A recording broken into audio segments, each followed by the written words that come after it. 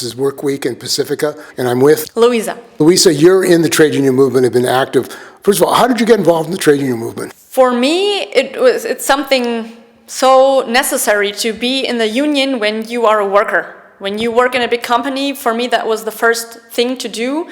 I know, okay, I have to work for my rights or to get engaged, and the first step is always the union. So that's why I directly became active when I started working pretty much. And who did you start working for? Well, first it was parallel to my university studies. What did you study? Well, I studied something completely different. I studied translating Arabic. And I worked at a supermarket during that time also, and that's when I became member of the union. And now I work in a big company that's a Chinese company, to be honest. And so that's why I also changed unions, because it's a different branch. What company is it? It's called CATL. What do they produce? They produce batteries for e-cars and also for battery management systems. So what was it like starting to work for that company? It was a good experience. It was the first company that I really started working with after I finished my studies. And yeah, for me it was important to also then become active in the union. That's when it got more obvious, pretty much. That's when also some problems started happening, and I got fired because of this.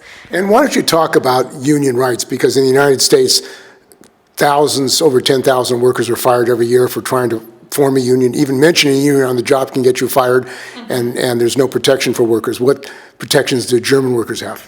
Yeah, well, in the beginning, I can tell those people, those workers that are working or that are fighting for those rights, I have so much respect for this, and it's our common struggle, I think. And I know what that feels like, because when I wanted to take these rights that we do have here in Germany, I was also fired. So I know what that's like.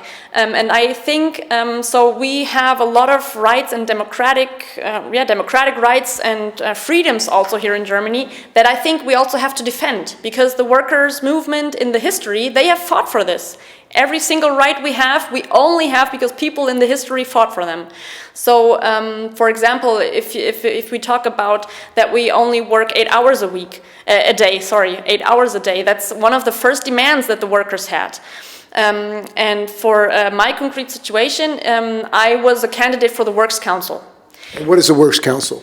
A Works Council is pretty much a group of people that are being elected by the employees, by the workers. And the goal is that this Works Council then, they talk to the management about what the interests and rights of the employees are. And I was a candidate for this. And one of the rights, the democratic rights that the working movement has fought for in history is when you are a candidate and also when you are a member of the Works Council, you have a protection against dismissal. So I was legally protected, and still they fired me because they wanted to prevent that this was going to spread. The whole idea of the employees, the workers, becoming active for their own rights, joining forces. And how did that take place? Yeah. You were talking pro-union, or you were encouraging people to get involved in the union, and they noticed that? Pretty much. So so when you have Works Council elections, you have normal election campaigns, and I was on the list of the union, and then me and some other colleagues from the union, we were giving out small pieces of paper, what I stand for, what my demands are. What was your program? My program was, first of all, to generally say I am only committed to the interest of the employees and nobody else. That was the first important. No partnership. No partnership, exactly. And because you just have to recognize that there are different interests. The interests of the workers are different than from the management, from the CEOs, and so on. And then certain points that the working conditions need to be improved. Also the working hours. For example, in Eastern Germany, we work 40 hours a week. But in the whole rest of Germany, it's already 38 or 35 or even 30 hours a week. And so that's something that I think is completely unfair, things like this. So the company did not want a militant unionist to organize the members because you were fighting against what they were doing. Of course, they didn't openly say this, but their actions say exactly what you just said. What did they do? Well, the day after I gave out these flyers, after I told my colleagues what I stand for, the day after I come to work and they fire me. And of course, they didn't openly say that this is the reason. In the letter they gave me, they just wrote, it's an important reason. They didn't even give me a reason. And they knew that it was illegal. And I directly, at that day, I told them I will go to court because I know I have my right here.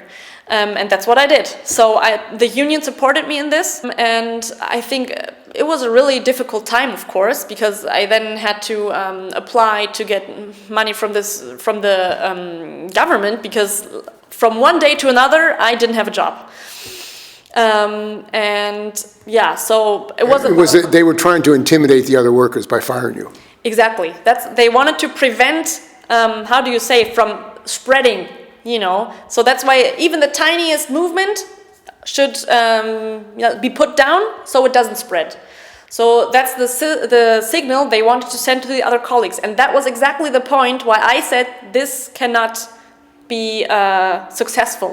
I need to be successful because this will be a signal to my colleagues and also to the working movement in Germany. And also it's a basic right, you know, that I had with this protection from dismissal. And so I went to court, and they even offered me to give me money so I don't want to go back inside, and so on and so forth. Twice, I think they even did that. And I said, no, I did not do anything wrong. You should employ me. You need to employ me. I will go back to my job. And 2 days before the appointment at court, they took back the dismissal. So I won. So they didn't even want to go to court. They knew they were going to lose. Exactly. There was this one appointment in court where the lawyer of the company, they said, this is embarrassing for us already, and the lawyer even said to my face, yes, you will win, I know this, because the legal situation was just so obvious. And how long did it take to get to court? It was about a few weeks. So the whole time frame that I was out of the company was about 1 month. So in comparison, it was probably really fast if you compare it with other people that are outside of the company for years. And so then and the day I was back in, that was so amazing because, you know, it's a Chinese company. And especially a lot of Chinese colleagues, they told me, you did a good job. And they were really happy to see, because, you know, China has nothing to do with communism. You can really tell that there's a lot of suppression over there. How can you tell that? Because the people are not allowed to speak their minds. They cannot criticize what's happening. If they are criticized, they get thrown out like I was thrown out. But they don't have the protection or a union behind them or their colleagues because the state will have so much more repression. They have government unions. Yeah, so I guess these unions... Did they bring workers from China to your plant? Yes, a lot of them. There are even people that are only in Germany for a shorter period of time. So they train the European, the German workers to use the machines and so on because they're all in Chinese. And then they should go back. Then there are also Chinese workers that have a local contract and so on and so forth. And so especially for a lot of these colleagues, they were telling me, that they liked the way that I fought for my rights. And that was something that was so encouraging to me. And also to receive so much solidarity from so many people, from the union, but also from, parties, from friends, from families. That was really important for me because now I went out of this whole situation and I have a stronger back, you know. I'm stronger than I was before. And so maybe that's also something that's important for other workers to learn from this, I guess, that it's worth to fight for your rights and also for your own dignity. If I'd say, oh, I'm just gonna look for another job in another company, I would have been really frustrated, I guess. And now I am not frustrated at all, and my situation is better than before. So they're not going after you again? Oh, they are. They definitely are. But I know that I have people that are with me. For example, the next thing they did was me and other union colleagues, we went to May Day, to the demonstration that the union is always organizing, and we had a banner that said, colleagues from this company, from union, we are against racism, fascism, and war. And then a few weeks later, I think 1 or 2 weeks later, I come to work and I get a written warning for this. And they put it in your personal file, data file, in the in the Human Resources Department. And I also said, this is not we didn't do anything wrong. Why should you punish employees if they spread a message like this? If they spread a message that they refuse fascism, that they refuse racism and war, why should you be against this? And this was a rank and file effort. Did the union support this? The union also supported this, yes. And again, we also went to court from this, and this process is still ongoing. So in November, I will have the next hearing at court, and almost the same thing, that my lawyer and pretty much everyone I talk to says that we did not do anything wrong. Because the company says we were not allowed to use the logo. But that's something completely normal that all the workers in all Germany do almost every day, and at least every May Day, that they write the logo of their company that they work with in their demands. And so that's maybe something specific also to certain companies. Elon Musk with Tesla, to be honest, is doing something similar in Germany, and certain Chinese companies are doing something like this, where they are trying to bring a certain style of ruling their company, where they don't want to grant these rights that we do have here. And that's why I feel challenged also, that we say we will defend these rights, we will use them, and only because they put a lot of pressure on us. They tell us, if you are not productive enough, effective enough, then your jobs will be gone or whatever. That doesn't mean that I should, or me and my colleagues should be exploited for somebody else's profit. And there are now more billionaires in China than anywhere else in the world. Why do people say China is socialist? Well, I guess because they call themselves this. And that's something that's really, that leads to the fact that the people are confused about what is socialism, what is communism. If that is communism, that's not what I want. But at the same time... These were communist bosses. Yeah. And a lot of people, they do say the thought behind socialism, which is that the working class is in power, they like this.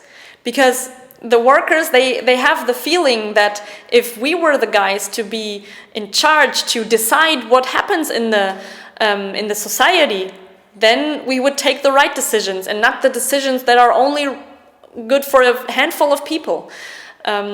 And so I think this is also something we have to talk about also in our company, that in my opinion, China has become an imperialist country, and this reflects to how they treat their people in these companies. And Germany, like the United States, is in a trade war with China. They can't compete in the car industry. And there are Germans saying now that the German government and the United States is saying that Germany should spend more money in the military, 5% of the budget in the military. Yeah. This remilitarization of Germany to war, what does that mean to the workers in Germany? It's a huge topic. And especially in the last few weeks, you can really tell that this is developing, that the people are really thinking about what does that mean for their own lives. I've had a discussion with a person that told me, I'm now thinking about what happens when they tell me you have to go to war now. Am I gonna be on the next plane? How am I gonna react? And these kind of things. And you can really tell that right now, the German Chancellor, Friedrich Merz, he's bringing ideas in like, oh yeah, the industry companies, they should send their employees to the army. They should always have a certain amount of people they reserve for this, pretty much. Or that the big companies that produce cars in Germany, which is like a really main branch that we have, they should now produce cars that are needed for in the army, or it's a really shift towards a war economy, pretty much, and that's really, really dangerous. And so I think that the workers' movement in Germany also has a responsibility to bring their voices into the peace movement, that they are against this whole militarization and that they don't want to be used, not their workforce or their lives, that they should die for somebody else's profit and shoot their brothers on the other side. And the German union leadership support the government, politicians. Are they opposed to demonstrations against war? Is that an issue in the labor movement in Germany? That's a really complicated and issue where you have to look at the different sides. Yes, you are right. The leadership of the union, they support certain militarization points.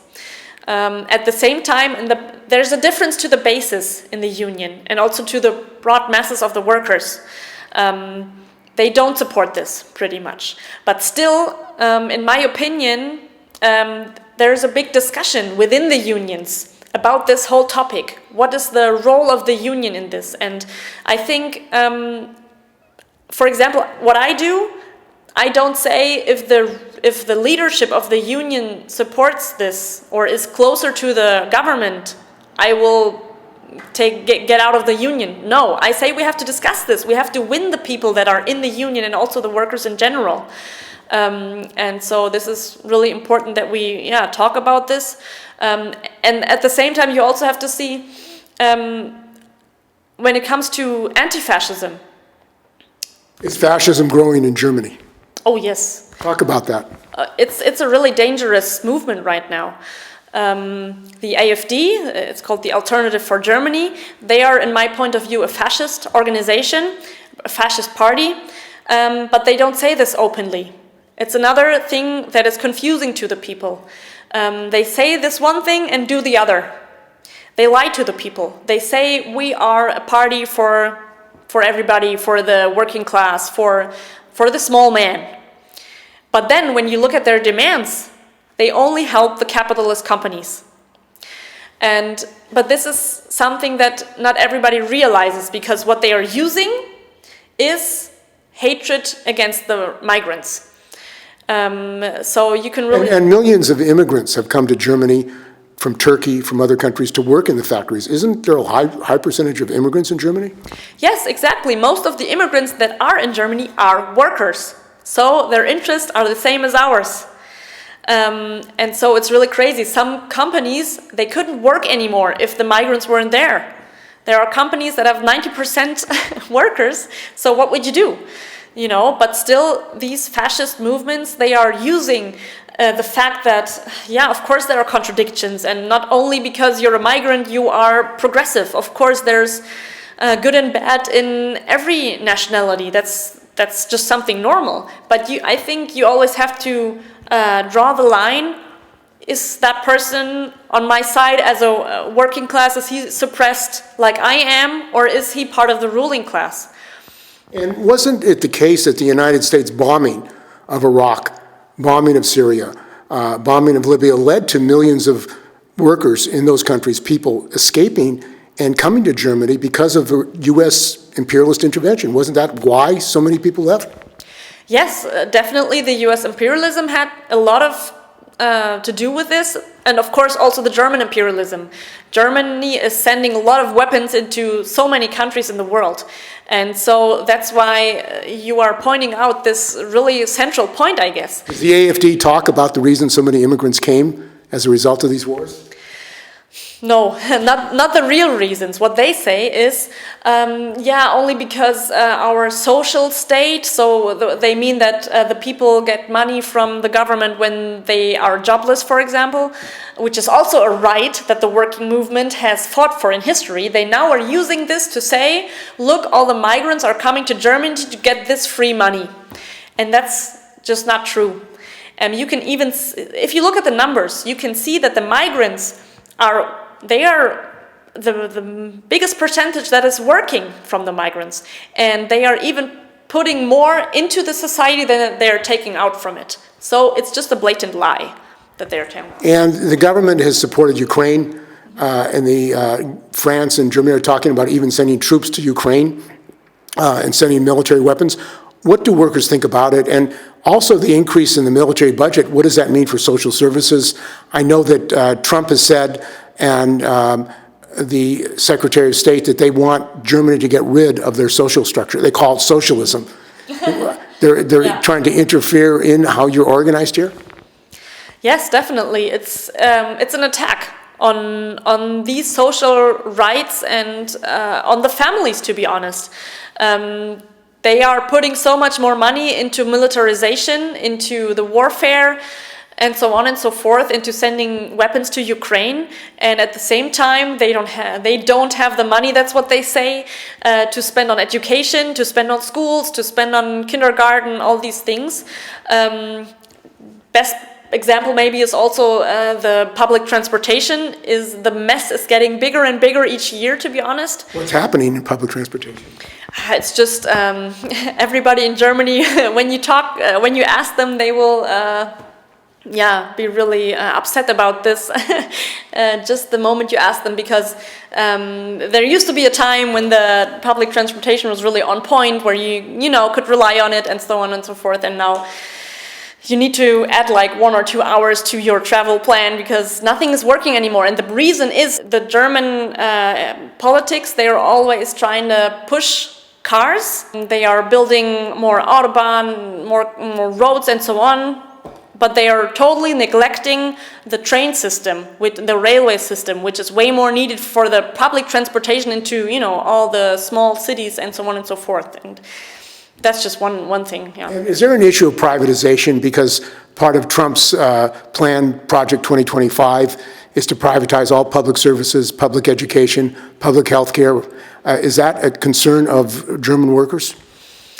Yes, it's definitely a discussion, and I guess you can also tell with privatization, they orient more on the profit making. For example, also of like hospitals. How can you make profit from somebody's health? That should be illegal. But at the same time, in my point of view, it doesn't really matter whether something is in private hands or in state hands. Because if it's in state hands and it's a capitalist state, it still doesn't serve the people. And so what is the solution for healthcare?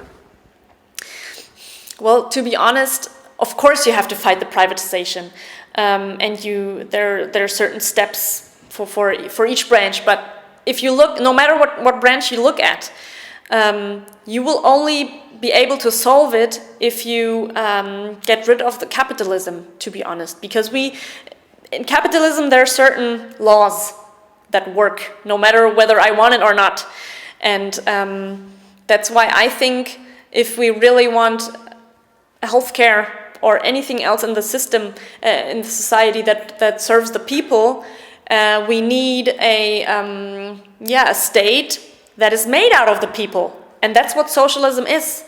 That's the dictatorship of the proletariat, how Engels called it. It might sound like a big topic or a big phrase, but what it just means is that the working people, who is the majority of the society, that they decide, and that they, So we're having a meeting here in Zimmerwald. Yeah. It's called Zimmerwald 2. What is Zimmerwald 2, and what happened here in Zimmerwald, in Switzerland? Yeah, we're having a really amazing event today, I think, this Zimmerwald Conference 2.0. We just organized with a lot of people from all around the world. I think we had around 150 participants, if I recall that correctly. And it's a conference that was had a strategic debate about war and peace, pretty much.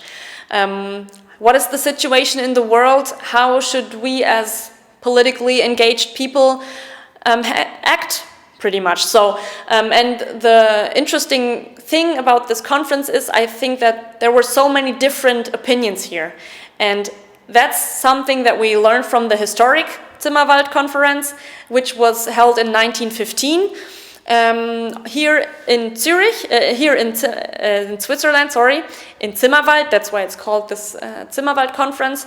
And historically in 1915, they had social democrats, they had religious people, they had also the Bolshevik party of Lenin, and they all came here to discuss how should we do this.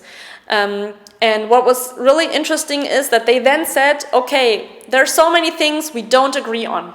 But what we agree on is that the working class of each of our countries cannot stand behind their own government and fight in this war on their side against their brothers on the other side.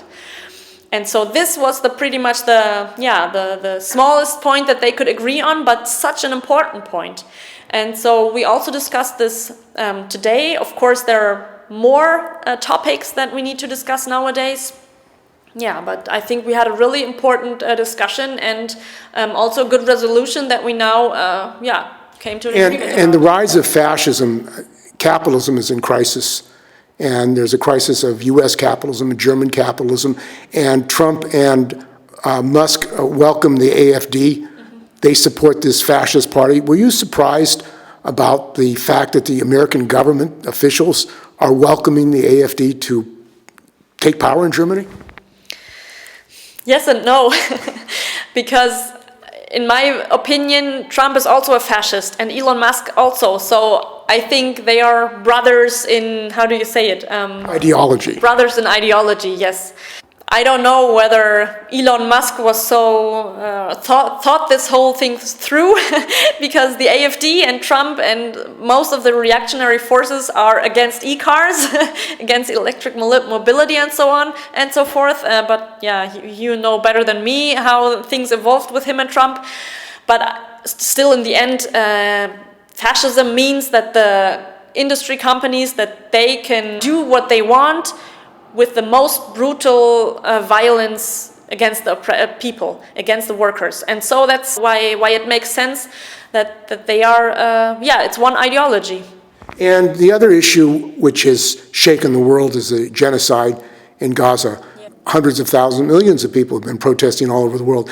Yet in Germany, it seems that the government says you're anti-Semitic if you protest against the genocide in Gaza. Why don't you talk about how the laws are being used to stop protest against genocide? Yes, of course. First, you have to be aware of that we have a really special history. And that is something that we have to be aware of.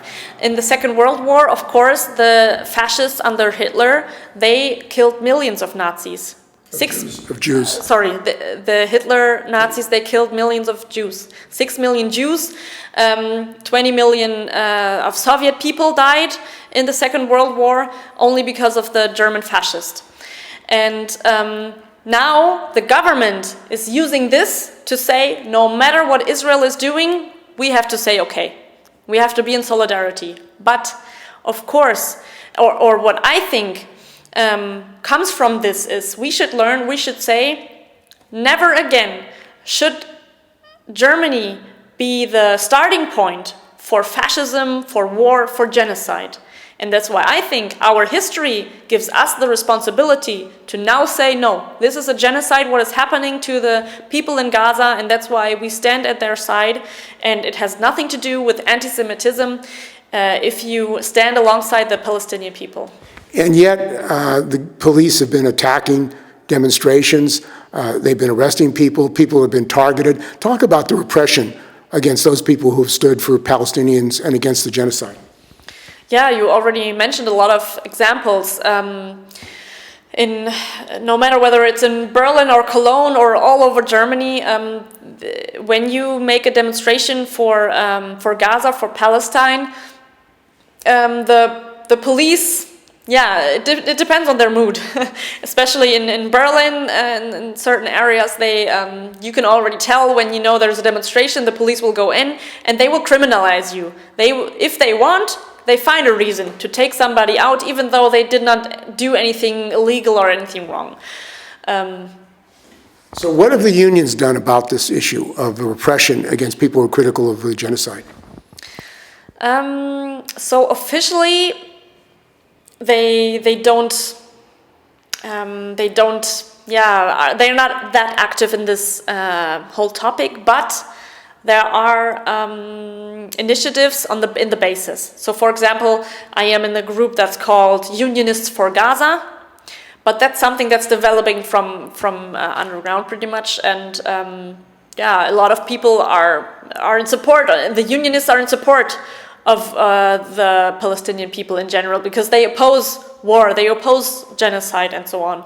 And are people in Germany aware that that Zionists work with the Nazis, and that the Zionists invited Adolf Eichmann to go to Palestine to get support for the project of setting up a Zionist state, that they collaborated?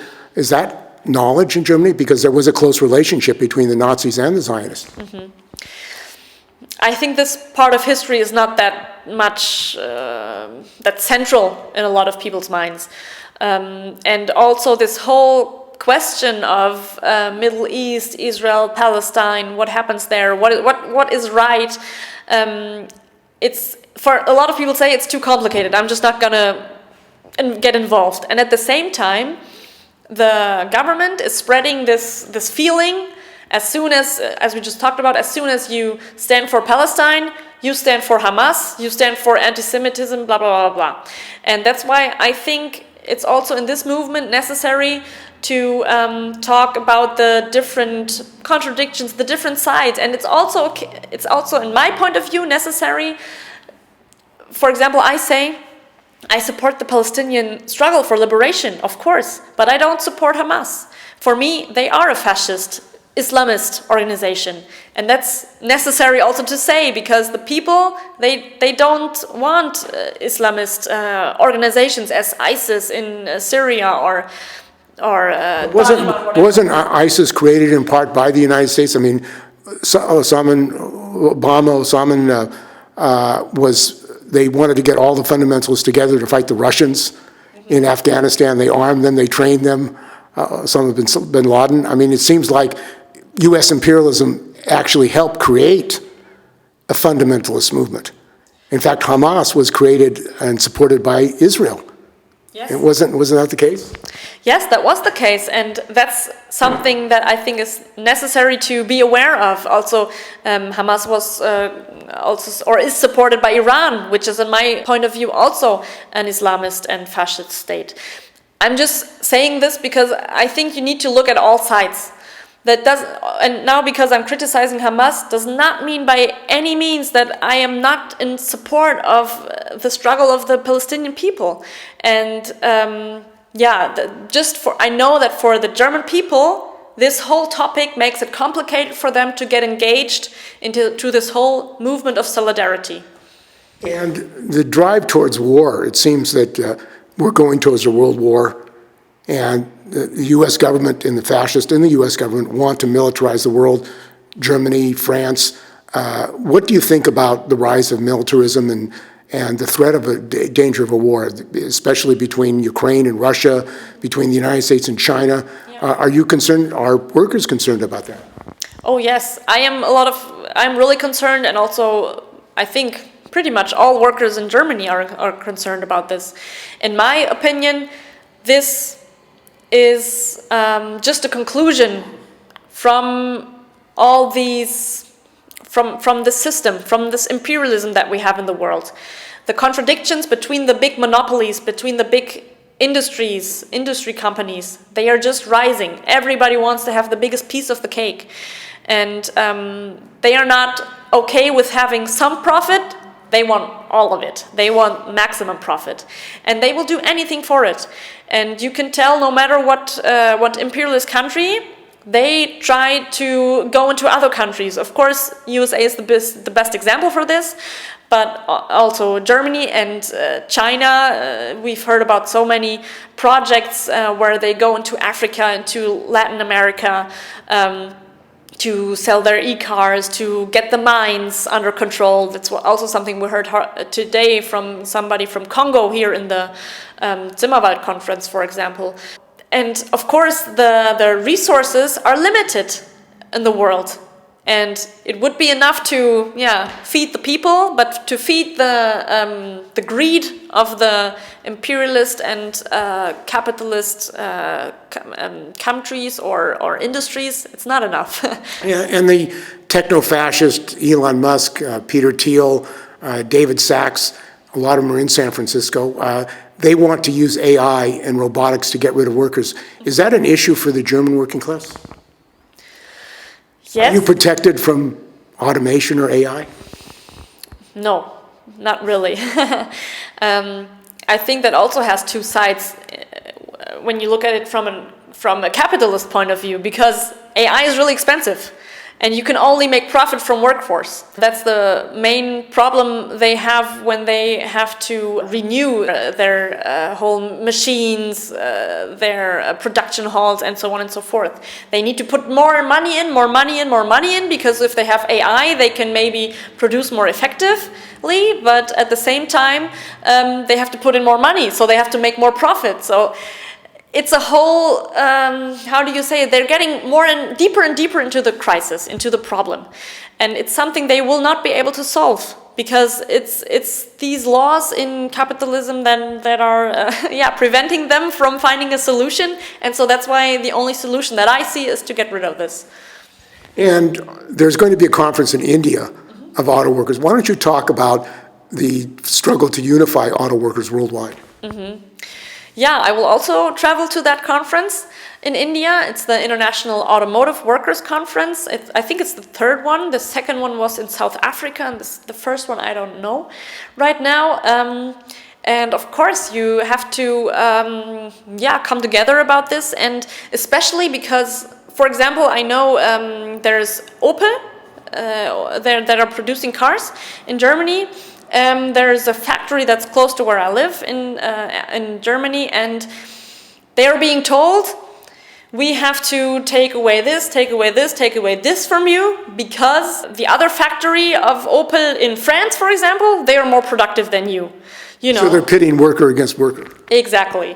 And at that conference, the workers from France and from Germany are coming together to say we are one, and so that's something really important, to exchange these experiences, to analyze what methods are they using to separate us. How can we struggle together, these kind of things. And something where I got goosebumps was when there was a struggle in this Opel factory in Erfurt, not in Eisenach, that's where it is. And then there was a delegation from the French workers, and they came. They had also something like a banner or something, and they came and they shouted, "Long live international solidarity!" And it was just so heartwarming, because I just thought that's worker solidarity. Nothing is more powerful than this. And Elon Musk is invested here in a big factory, Tesla factory. There's a strike going on in Sweden. It's been going on for years now, of the service workers. What happened with that Tesla factory in Germany that he built near Berlin? There were a lot of things that were happening. It's a big factory. I think around 10,000 people work there or something. And Elon Musk did the same thing that happened to me. He also threw out union works council members, even though they are protected by law against dismissal. He did the same thing. So he's a union buster. He is a union buster, definitely. And I think fascism comes together with union busting. And that's something that you can also learn from German history. The first people that landed in the concentration camps were the communists, and directly after the unionists. So I heard a lot of stories that they are haunting the workers if they are sick. They go to their homes and ask them, "Are you really sick?" It's crazy. These new methods that they are trying to use, and they hope that the people don't protest, but they are. And do you think internationalism is growing of workers around the world? I think it is. And these conferences, I think, are an important part. And at the same time, I think it needs to grow even more. We're not there yet. We have to be organized way better and know more of each other's struggles So interviews like this, I guess, are important for this, conferences like this, because we need to learn from each other's experiences. We need to get closer together. So it's growing, but we need even more, and also in an organized manner. So things like this United Front that was organizing this conference is so important. They do like these webinars on a regular basis, and to get involved in an organized manner. I think that's really important.